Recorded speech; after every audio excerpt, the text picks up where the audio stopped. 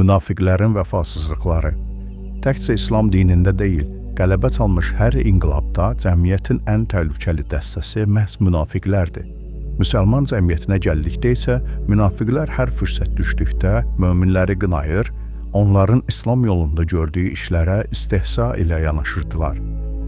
Məsələn, maddi imkanları aşağı olmasına rəğmən Allah yolunda mallarından azacıq sərf edən həqiqi möminlərin bu əməlinə rişxənd edirdilər. Quran-Kərim bu barədə belə buyurmuşdu. İtaət göstərib könüllü surətdə sədəqə verən möminlərə eyib tutanları və yalnız imkanları daxilində verə bilən şəxsləri məsxərəyə qoyanları Allah özü məsxərəyə qoyacaqdır. Onlar şiddətli bir əzaba düçar olacaqlar. Tövbə surəsi 79-cu ayə. Bəzi vaxtlar münafiqlər keçirdikləri gizli toplantılarda belə qərara gəlirdilər ki, Peyğəmbər Salavatullahın tərəfdarları onun ətrafından dağılışsın deyə onlara maddi yardımlarını kəssinlər.